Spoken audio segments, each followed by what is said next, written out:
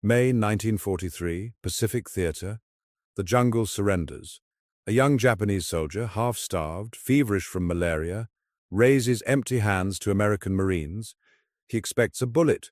He's been taught that capture means dishonor worse than death. Instead, an American corporal hands him a canteen. Water, clean water. The first kindness begins here, in this moment of confusion, when everything he believes starts to crack. Across the Pacific, thousands of Japanese soldiers face the same shock. Most captured Japanese troops believed they would be tortured and eliminated. Their commanders told them Americans were barbarians. Propaganda showed cartoons of demon-faced soldiers with blood-stained hands. Better to die fighting, they were taught. Better to end it yourself than face the enemy's cruelty. But cruelty never comes.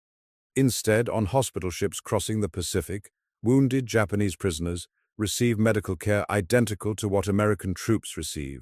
American doctors set broken bones, nurses change bandages, food arrives on trays, multiple times daily. Men who survived on handfuls of rice and weeds now receive Geneva Convention rations, 2,000 to 2,850 calories, depending on work assignments. More food than many saw in months on the front lines. Angel Island, California, processing center, the first mainland American soil these prisoners touch. Guards escort them through medical examinations. No beatings, no torture. Instead, vaccinations, delousing, clean uniforms. One prisoner later writes in a diary he never sent home, "They treat us like we are still human." This makes no sense. The train journey to Camp McCoy, Wisconsin, reveals America's vastness. Mile after mile of farmland, cities that dwarf Tokyo, factories running day and night, lights everywhere, abundance everywhere. These soldiers from an island nation built on scarcity now see a continent that produces food, steel, and machinery without visible limits. March 9, 1942, Camp McCoy, Wisconsin. The first Japanese prisoner arrives here today, Ensign Kazuo Sakamaki, commander of a midget submarine captured at Pearl Harbor. Prisoner of war number 1. For 5 months he lives alone, the only Japanese prisoner in Wisconsin. Then more arrive, hundreds, then thousands. By 1944, Camp McCoy holds exactly 2,700 Japanese prisoners. The mess hall delivers the deepest shock. Meals arrive, breakfast, lunch, dinner, high-quality food prepared according to the tastes of the prisoners by special chefs, portions that exceed their rations from the Imperial Army. Some weep, some refuse to eat. Convinced it's poisoned or a trick, a guard notices and demonstrates, takes a bite from a prisoner's plate, drinks from his cup, lives, smiles, gestures, eat. Slowly, hands that once held rifles now hold forks. The taste becomes a revelation. The abundance becomes proof that everything they were told was false. More food. Meals from American farms so vast they could swallow Japanese prefectures whole. Fresh vegetables. Protein. More food on one day's rations than many prisoners saw in a week on the front lines. The camp records show prisoners astonished at the superior quality. Stomachs shrunk from years of near starvation, struggled to process these portions. Some prisoners developed stomach problems from eating too much too fast. The American doctors treat this too, gently, with medicine and advice about eating slowly. The canteen at Camp McCoy stocks items that seem impossible: candy, chocolate, chewing gum, cigarettes in quantities that exceed a month's ration for Japanese officers, tobacco, 3.2 beer and light wine, all available for purchase with wages earned from voluntary work. Prisoners earn 80 cents daily. Officers receive $15 to $35 monthly in camp scrip. With candy bars at 10 cents and Coca-Cola at 5 cents, wages purchase real abundance. Items that in Japan would require connections, influence, or exist only in pre-war memories. Coca-Cola arrives at the canteen, 5 cents per bottle, the same price it costs everywhere in America. The fizzing brown liquid confuses prisoners who never encountered carbonated beverages. Sweet, cold, bubbling. The first sip makes men cough from the carbonation. The second sip brings wonder. One prisoner describes it in his diary. This drink tastes like it comes from another world. A world without war, without hunger. The psychological impact becomes visible in weeks. Prisoners who arrived hollow-eyed and silent begin to smile, begin to joke, begin to play baseball in the recreation yard. American guards sometimes join the games. Laughter crosses the language barrier. A home run by a prisoner brings cheers from both sides of the fence. Camp McCoy's Japanese section evolves beyond a prison. Prisoners plant traditional gardens with permission from the commandant. They build a Buddhist shrine using materials provided by camp authorities. The YMCA supplies incense for ceremonies. They receive colored crepe paper and thin wire to create traditional artificial flowers. They construct stages and perform as many as 3 Japanese plays per month with self-made costumes and scenery. Weekly trips to the local theater become routine. Prisoners under light guard watch American films, Hollywood musicals, westerns. The casual wealth displayed on screen mirrors what they see in camp.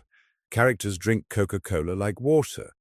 Homes have electric lights, running water, multiple rooms. This isn't propaganda. This is Tuesday. The prisoners behave exceptionally well on these outings, never attempting escape. This surprises War Department officials. But escape makes no sense. Where would they go? Back to a losing war. Back to starvation and certain death. The work details reveal American industrial capacity.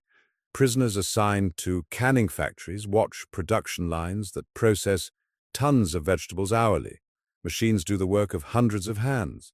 Food gets sorted by size and quality. Produce rejected for minor blemishes feeds livestock. America throws away food that would feed Japanese villages. Some work crews labor on Wisconsin farms. Dairy operations where single farms produce more milk than entire Japanese prefectures. Cheese factories that waste more dairy and spillage than most Japanese cities consume monthly. Prisoners begin to understand. Japan cannot win this war. Japan never could win this war. The numbers don't lie, though many Japanese prisoners refuse work assignments on principle, believing such labor aids the enemy. The Geneva Convention protects their right to refuse. They receive the same treatment regardless. American guards grow casual around prisoners. At some work sites, guards set their rifles down and nap. Prisoners wake them when officers approach. Trust replaces suspicion.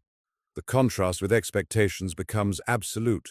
Letters home remain mostly unwritten, not from camp restrictions. Prisoners can write, can send mail through the Red Cross, but Japanese soldiers carry deep shame about capture.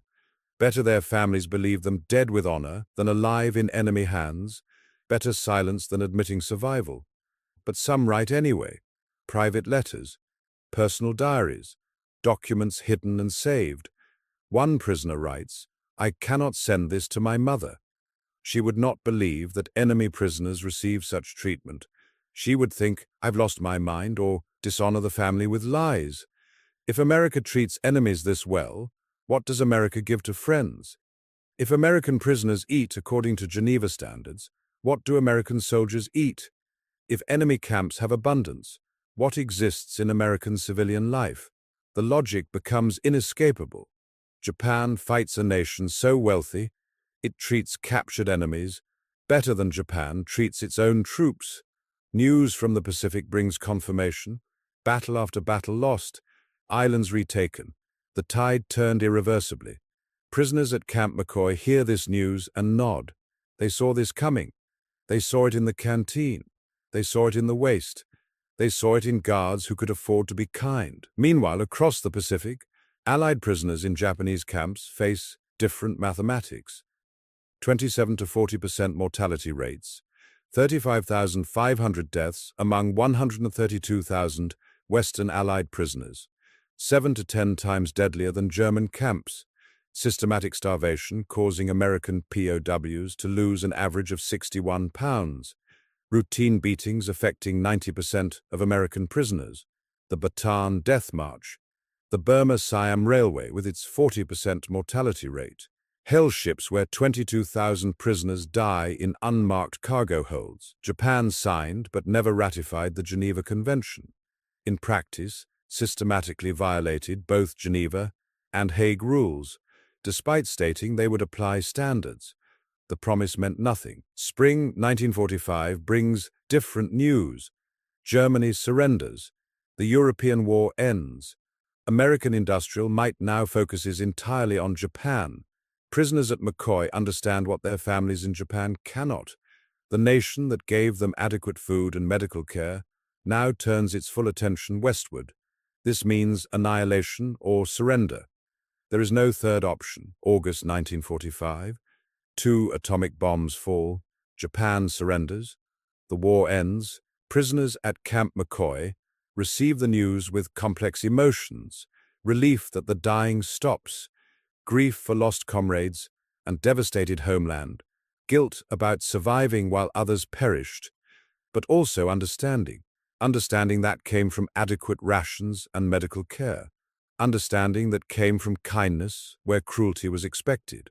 Repatriation begins in 1946 and extends through 1947 and 1948.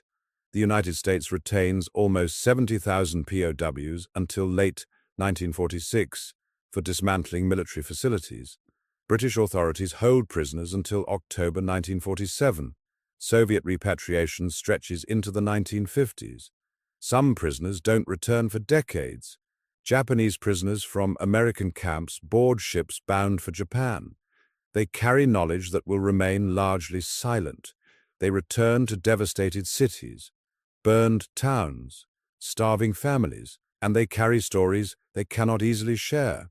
Stories about American treatment, stories about adequate food and medical care, stories about guards who became friendly, stories about a nation that could afford kindness even toward enemies. Due to the shame associated with surrendering, few Japanese POWs write memoirs after the war. The silence becomes absolute. Unlike Soviet-held prisoners who return radicalized toward communism, prisoners from Western camps simply disappear into post-war Japanese society. Their experiences remain private, their knowledge unspoken, but the physical evidence existed. The fact that prisoners survived Western captivity at rates exceeding 96%, the fact that Geneva Convention standards were maintained throughout, the fact that treatment remained humane despite lack of reciprocity.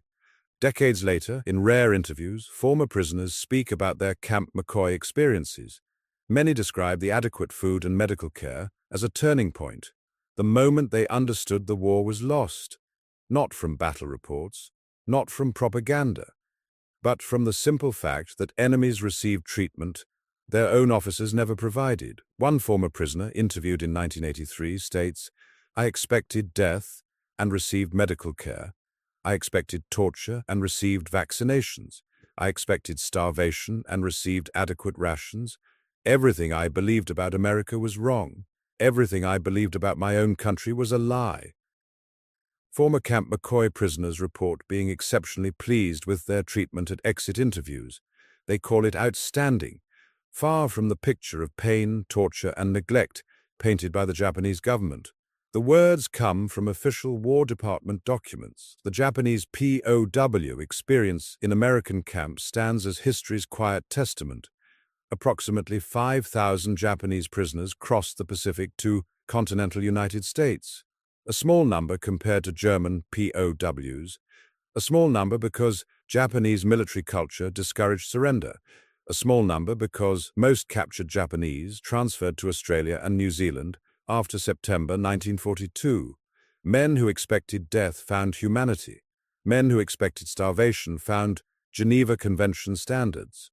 Men who expected torture found medical care identical to American troops. And in finding these things, they carried knowledge they could barely speak. The treatment at camps like McCoy demonstrated what bombs and battleships could not. That Western nations maintained standards even without reciprocity. That humanity persisted even in war. That strength included the capacity for mercy. While post-war trials saw 984 executions and 3,419 imprisonments of Japanese personnel for POW abuses, American treatment of Japanese prisoners remained consistent with international law. The 5-cent Coca-Cola, the adequate daily rations, the medical care and vaccinations, these became the quiet truths these prisoners carried, truths that remained largely unspoken due to cultural shame, truths that demonstrated how nations choose to wage war